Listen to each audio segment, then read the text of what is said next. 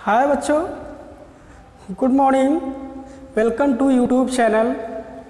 तो DBSK inter college में आपका बहुत बहुत स्वागत मैं करता हूं। तो बच्चों, आज फिर से मैं जीव विज्ञान के बारे में कुछ हेडिंग को आपको बताऊंगा। तो बच्चों चलते हम स्टार्ट करते हैं। तो सबसे पहले बच्चों हम आपको बताए थे कि मानव जनन तंत्र के सभी अंगों के बारे में हम आपको बता दिए थे, बारी बारी सभी अंग के बारे में हमने आपको बता दिया था। और दूसरी चीज़, नर में कौन कौन से हार्मोन्स होते हैं, सभी हार्मोन्स के बारे में हमने आपको डिटेल से बता दिया था। अब बच्चों बारी होती है नर मादा जनन तंत्र की। तो मादा जनन तंत्र के बारे में हमें आज आपको बताना है। तो बच्चों किस तरीके से कौन कौन से पार्ट होते हैं और इसका निम्नांकित फिगर भी हम आपको बताएंगे किस तरीके से कौन सा पार्ट कहाँ होता है, किस तरीके से। ठीक है, तो बच्चों चलते हैं, हम स्टार्ट करते हैं यहाँ पे। तो चलिए देखिए, तो स्त्री के जनन तंत्र में कौन कौन से अंग होते हैं सभी को हमें डिटेल से पढ़ना है। ठीक है, कहते हैं कि सभी अन्य स्तन जंतुओं की तरह मनुष्य में भी स्त्रियां जनन को सफल बनने में कुछ अतिरिक्त उत्तरदायी निभाती हैं। ठीक है, तो चलिए देखिए हम किस तरीके से इसको हल करते हैं। तो बच्चों यही चीज़ हमें बताना है आपको। तो चलिए स्टार्ट करते हैं हम। कहते हैं कि सभी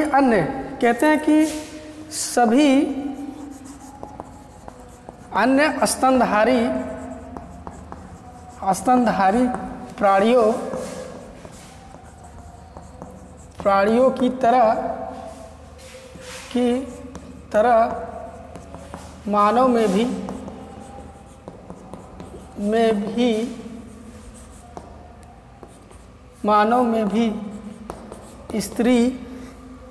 मानव में भी स्त्री जनन को सफल बनाते हैं जो यह अतिरिक्त जिम्मेदारियां हैं। यह कुछ जिम्मेदारी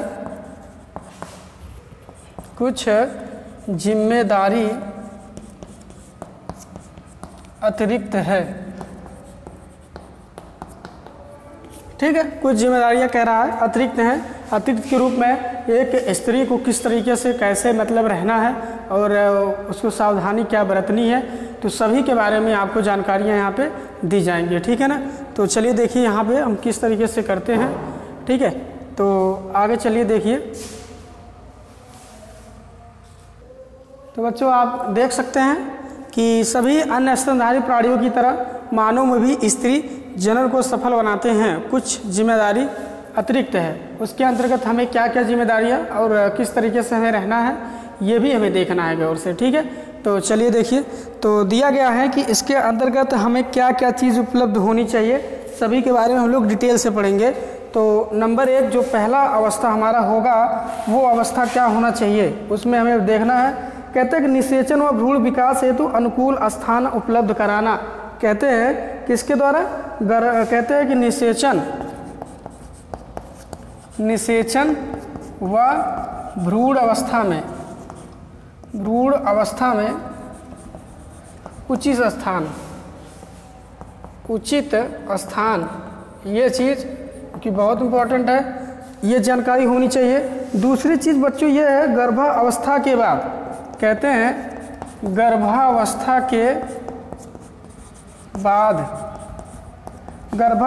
के बाद प्रसव मतलब जब शिशु को एक माता जन्म देती है तब की बात हो रही है। तो प्रसव कहते हैं तथा शिशु को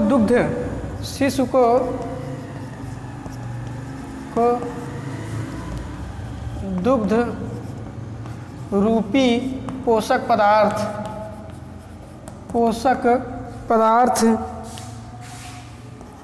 पदार्थ उपलब्ध कराना, ये जिम्मेदारी बनती है एक माता की, जो कि बहुत ही इम्पोर्टेंट है। तो बच्चों इस तरीके से हमें पढ़ना है, ऐसे ऐसे हर पार्ट के बारे में जानकारी लेनी है। ठीक है ना, और जो भी कोई प्रॉब्लम हो तो आप हमें ज़रूर बताएंगे। तो बच्चों फिर आगे हम आपको बता रहे हैं, अगली चीज़ बताया गया कि स्त्रियों में इसके अतिरिक्त उनके स्त्री में कि इसके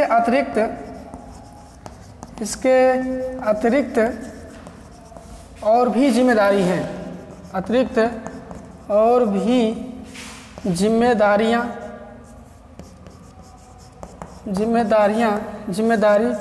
बनती है। ठीक, उन्हें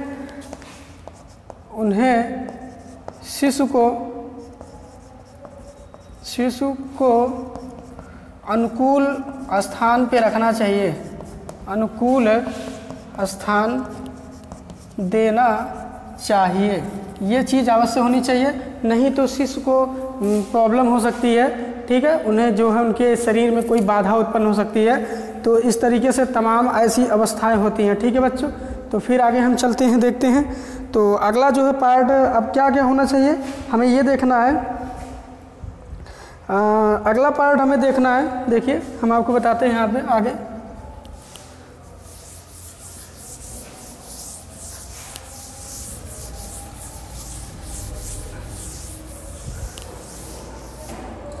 देखिए कहा यह गया है नंबर 1, मतलब तीसरा नंबर देखिए क्या कहा गया है।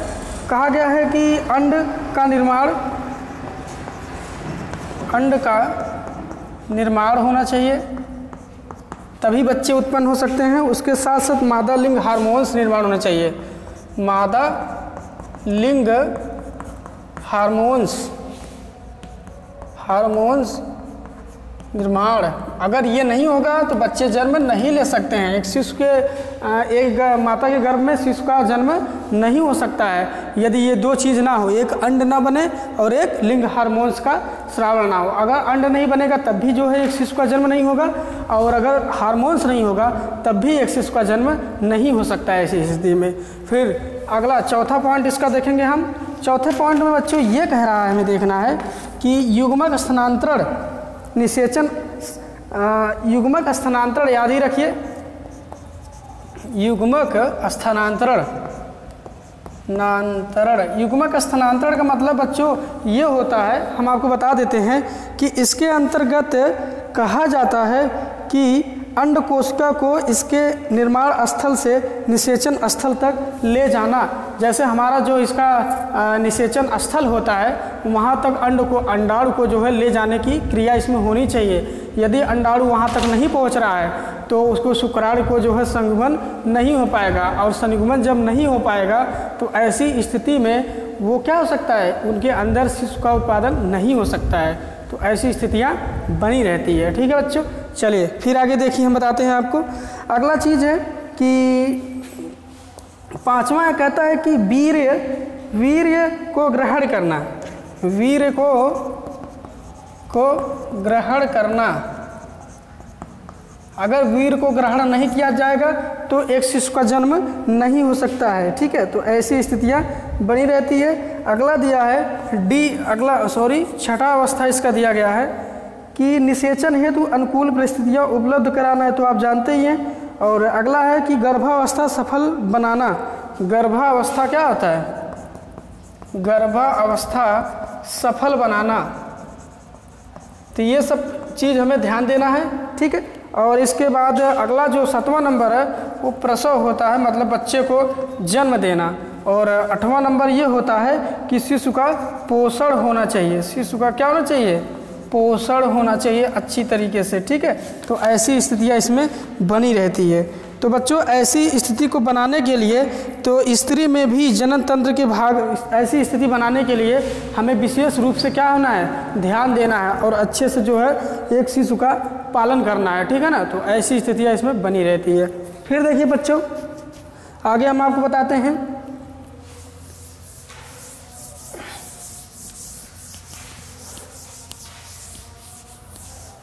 चलिए बच्चों, हम इसके बाद स्त्री के जनन तंत्र के बारे में हम लोग बारी बारी से पढ़ते हैं, क्या क्या चीज़ किस किस पार्ट में होता है। एक निर्णायक चित्र बना के इसके बारे में हम आपको डिटेल से बताते हैं। ठीक है, तो चलिए देखिए हम आपको। हाँ तो बच्चों आप देख सकते हैं यहाँ पे दिया गया है स्त्री जनन तंत्र का आरेखी काट दृश्य है। स्त्री जनन तंत्र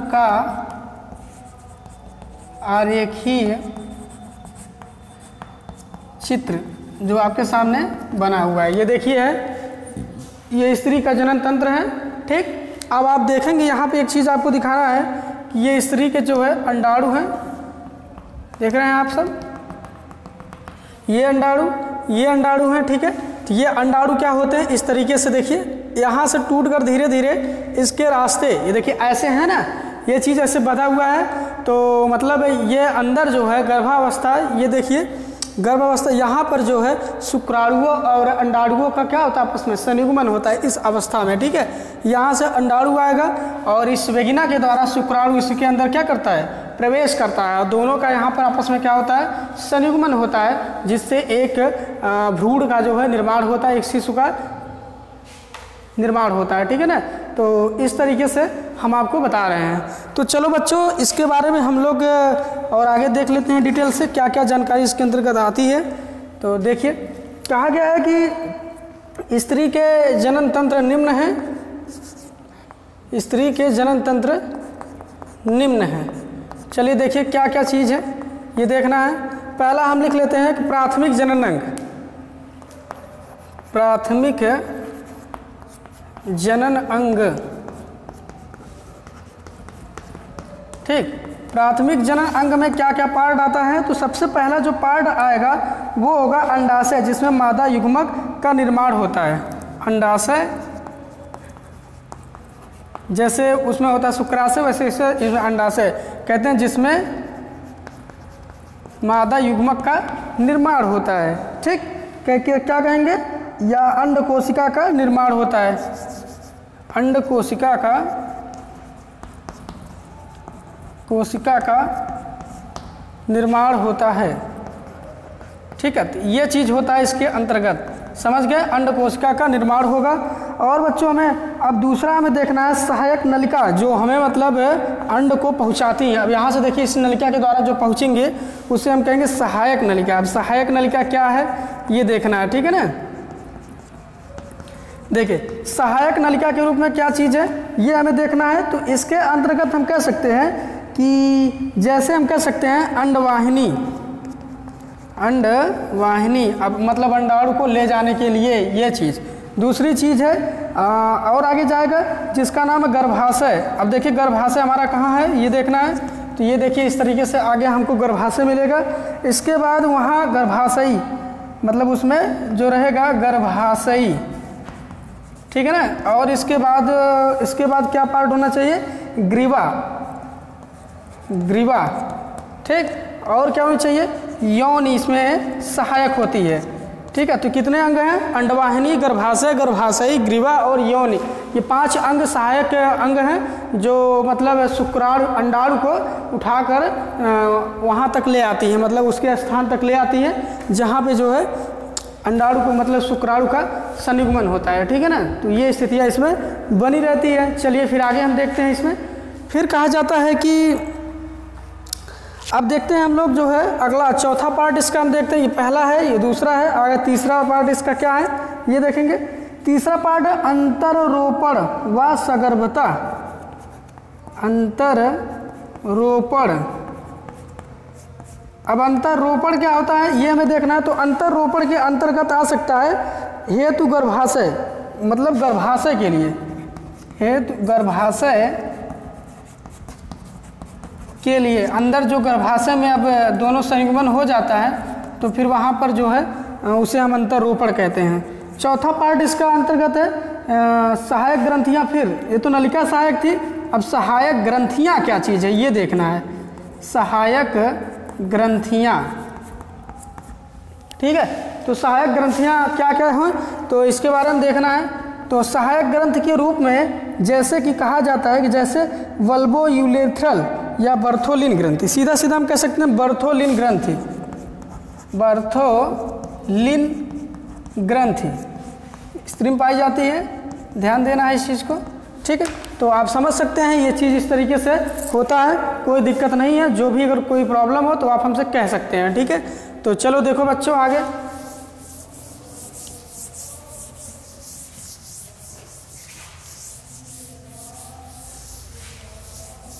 फिर बच्चों इसमें हम देखेंगे तो ये बर्थोलिन था तथा शिशु पोषण हेतु स्तन, सहायक ग्रंथ में सहायक ग्रंथि में क्या क्या बताया गया? बर्थोलिन ग्रंथि दिखाया गया और क्या दिखाया गया है कि शिशु पोषण के लिए, शिशु पोषण के लिए स्तन। ठीक, तो इतनी चीज़ जो है 2 चीज़ के अंतर्गत आती है। हम लिख लेते हैं बर्थोलिन, बर्थोलिन। तो ये टोटल मिला के कितने हो गए? 2 चीज़ हैं, ये सहायक ग्रंथ के अंतर्गत आती है। एक और चीज़ है 5वां में देखना है, वाह है जननेंद्री, वाह है जननेंद्री। तो ये चीज़ बाहर होती है स्त्री के, जो जनन करने योग्य अंग है, जिसका नाम है हम आपको बता दे रहे हैं। जैसे कि एग्जाम्पल के अंतर्गत स्त्रियों के जनन तंत्र में अंडाशय व अंडवाहिनी युग्मित भागों को प्रतिनिधित्व करते हैं। ठीक, प्रतिनिधित्व करते हैं, जबकि अयुग्मित भाग है। ठीक है, ये सब क्या है? अयुग्मित भाग है। जैसे कि एग्जाम्पल में आपको बता देते हैं, मतलब प्रतिनिधित्व करते हैं, मतलब एक अवस्था में हम सीधा सीधा कह सकते हैं कि जो शुक्राणु को, मतलब अंडाणु को और शुक्राणु को आपस में संयुग्मन कराने में जो होती हैं, तो वो जननेंद्री होती है। वह जननेंद्री क्या क्या है हमें देखना है एग्जाम्पल के रूप में। जैसे कि गर्भाशय है, और हम ले सकते हैं गर्भाशयी। ठीक है, गर्भाशय ले सकते हैं, गर्भाशयी ले सकते हैं। ठीक है, गर्भाशय जिसको हम ग्रीवा के रूप में जानते हैं। और सबसे इम्पोर्टेंट कौन है? योनि। योनि ही जो है शुक्राणु का जो है क्या करती है?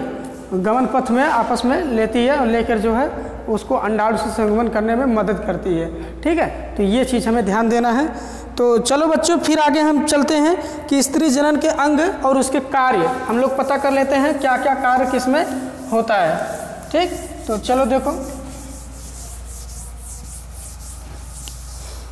तो कार्य हमें देखना है कौन कौन कार्य कैसा करते हैं। तो देखो बच्चों, यहाँ पहला चीज़ बताया गया है स्त्री जनन तंत्र के, एक तरफ अंग लिख लेते हैं और एक तरफ लिख लेते हैं कार्य। ठीक है, देखो पहला अंग जो हमारा है वो है अंडाशय। अंडाशय, ओवरी। ओवरी जो होता है, देखिए बच्चों, अभी गोल गोल सा जो था बगल बगल ऐसे लटका था, यहाँ पे था, वही चीज़ होता है अंडाशय, और वही इम्पोर्टेंट चीज़ है। अब देखिए ये है मादा युग्मक का निर्माण। इसका जो कार्य होता है वो कहाँ होता है? मादा युग्मक का निर्माण, मतलब अंड कोशिका का क्या होता है इसमें? अंडाशय में निर्माण होता है इसमें। ठीक है, और क्या हो सकता है? तथा इसमें मादा लिंग हार्मोन्स भी होती है। मादा लिंग हार्मोन्स का भी निर्माण इसी में होता है। ठीक, पहला इसका कार्य यही अंडाशय का। और दूसरा चीज़ हमारा क्या चीज़ है? दूसरे अंग का नाम हम लिखेंगे अंडवाहिनी। अंडवाहिनी जो अंडा को ले जाती है, ओवरी को अंडाशय को ले जाती है। अब इसका हम देखेंगे अंड कोशिका का स्थानांतरण, मतलब निषेचन स्थल तक ले जाना, निषेचन स्थल तक ले जाना, इसका ये काम होता है। ठीक है, और तीसरा पार्ट इसका है गर्भाशय। इसका जो कार्य है ये देखना हमें। तो गर्भाशय का भाई क्या कार्य क्या होता है? भ्रूण का अंतरोपण स्थल। ये क्या चीज़ है? भ्रूण का अंतरोपण स्थल। अंतरोपण स्थल ये है। ठीक, और इसके अंतर्गत क्या आ सकती है? भ्रूण व फीटस को धारण करना। भ्रूण को धारण करना, भाई बच्चे को उसी गर्भाशय में क्या होता है? धारण करना होता है। ठीक है, तो ये था। चौथा इसका भाग है जो इम्पोर्टेंट है, जिसको हम वेगिना कहते हैं, यौन के नाम से जानते हैं। ठीक, तो ये जो चीज़ है इसमें क्या होता है हमें ये देखना है। तो इसके अंतर्गत जो है मैथुन कक्ष ये है। ये क्या चीज़ है? मैथुन कक्ष, रिप्रोडक्टिव कक्ष ये होता है, जिसमें जनन क्रिया संभव होती है। और मैथुन के समय वीर्य को ग्रहण करना। ठीक, मैथुन के समय वीर्य को ग्रहण करना ये होता है यौन का कार्य। और इसके अंतर्गत भी आ सकता है कि जन्म नाल, ये क्या चीज़ है? जन्म नाल है, इसी के द्वारा बच्चे जन्म लेते हैं। ठीक है ना, इसी नलिका के द्वारा। तो यही चीज़ आपको हमें बताना था, बहुत ही इम्पोर्टेंट है और बहुत ही ज़रूरी भी है आपको पढ़ना बिल्कुल, क्योंकि आप डॉक्टर आगे चल के, भाई बायो यदि आप पढ़ रहे हैं तो भाई आप नर्स बनेंगी, जो लड़कियां हैं, और जो बच्चे हैं डॉक्टर बन सकते हैं। फार्मेसी कोर्स जो होता है ना, जैसे कि आपको जो है मतलब डी फार्मा बी फार्मा ये सब करना है, या फिर MBBS, ठीक है ना, IAPMT, तमाम जो है डॉक्टरी लाइन कोर्स है जो आप कर सकते हैं, कोई दिक्कत नहीं है। ठीक है, आगे चल के आप डॉक्टर भी बन सकते हैं इस पढ़ाई को आगे जो है जारी रखने के लिए। ठीक है, तो चलिए इसके बाद बच्चों हमें पढ़ना है, देखो बच्चों इसके बाद हमें उसके अंडाशय को पढ़ना है। किसको पढ़ना है? कोर्स में हमारे जो दिया है वही हमें पढ़ना है। ठीक है, तो कोर्स के अंतर्गत हमारा क्या चीज़ है, इसके अंतर्गत ये देखना है। तो कोर्स में बच्चों अंडाशय पढ़ना है। क्या पढ़ना है? अंडाशय, स्त्री का अंडाशय में पढ़ना है। तो अंडाशय जहाँ होगा वहीं पढ़ना होगा हमें।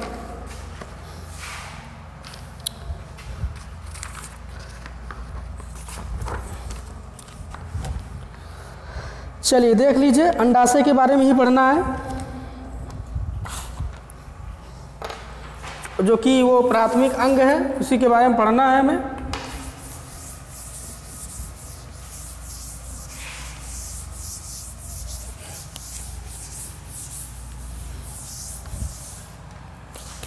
ठीक है, तो देखिए अंडाशय जो है स्त्री के किस अंग में है? तो स्त्री के वो जो है प्राथमिक अंग में है। किस अंग में है? प्राथमिक अंग में, जिसका नाम है क्या हमें पढ़ना है? अंडाशय। ठीक, तो अंडाशय के बारे में पूरा जानकारी हमें लेना है, ये क्या चीज़ है, किस तरीके से होता है, इसके बारे में पढ़ना है। आई बात समझ में? तो चलो बच्चों, तो अंडाशय में बताया गया कि एक जोड़ी अंडाशय मादा के मुख्य जनन अंग होते हैं। एक जोड़ी अंडाशय अर्थात डबल अंडाशय, जोड़ी का मतलब होता है डबल। ठीक, आपस में क्या होते हैं? जनन के लिए आवश्यक होते हैं। कहते हैं एक जोड़ी अंडाशय, जोड़ी अंडाशय मादा जनन में सहायक होता है। ठीक, कह रहा है कि अंडाशय मादा जनन में क्या होता है? सहायक होता है। एक जोड़ी अर्थात दो अंडाशय सहायक होते हैं। और कहा जाता है कि जिनमें मादा युग्मक तथा अंडाणुओं का निर्माण होता है। जिनमें मादा युग्मक तथा अंडाणु का, ओवरी जिसको बोलते हैं, अंडाणु का निर्माण इसी में होता है। किसमें भाई? अंडाशय में होता है। दूसरी चीज़ बताया गया है बच्चों, कहा गया है कि इनका आकार लगभग 3 सेंटीमीटर लंबा। आकार कितना होता है? आकार 3 सेंटीमीटर लंबा, 2 सेंटीमीटर चौड़ा। ठीक, 2 सेंटीमीटर चौड़ा और 1 सेंटीमीटर क्या होता है? मोटा होता है। 1 सेंटीमीटर क्या होता है? मोटा होता है। ठीक, तथा भार कितना होता है? तथा भार जो होता है वो 3 ग्राम का होता है। कै ग्राम का होता है? 3 ग्राम का होता है। बहुत इंपॉर्टेंट चीज़ है ये, आप ध्यान देंगे। पूछ लिया कि स्त्री का जो अंडाशय होता है वो कितने ग्राम का होता है? तो 3 ग्राम का, बहुत छोटा सा बारीक सा होता है। ठीक है, तो 3 ग्राम का होता है। उसका लंबाई 3 सेंटीमीटर, चौड़ाई 2 सेंटीमीटर, मोटाई 1 सेंटीमीटर और उसका जो भार है वो 3 ग्राम का होता है। ठीक है, और बताया गया है, कहा जाता है कि ये 3 ग्राम का होता है। अंडाशय श्रेणी गुहा, श्रेणी गुहा में जो है गर्भाशय के दोनों ओर अंडवाहिनियों के पीछे नीचे की ओर स्थित होती है। ठीक है ना, तो कहाँ बताया गया है कि ये जो होती है श्रेणी गुहा में, यह है श्रोणी गुहा में, श्रोणी गुहा में स्थित होती है। और क्या बताया गया इसके अंतर्गत? और कहा गया है कि प्रत्येक अंडाशय वृक्क के समीप मीसोवेरियल के उदर के द्वारा उदर गुहा से, जबकि गर्भाशय स्नायु की सहायता से गर्भाशय से जुड़ा रहता है। ठीक, कहता है कि प्रत्येक अंडाशय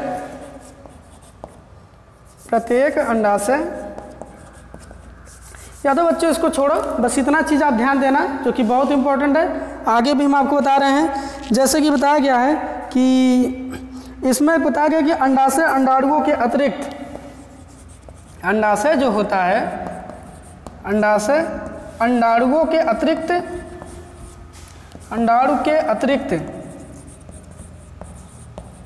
अतिरिक्त देखो भाई, इसके अतिरिक्त ये जो है एस्ट्रोजन व प्रोजेस्टेरॉन हार्मोन्स का भी स्राव करता है। एस्ट्रोजन व प्रोजेस्टेरॉन हार्मोन्स का स्रावण भी करता है।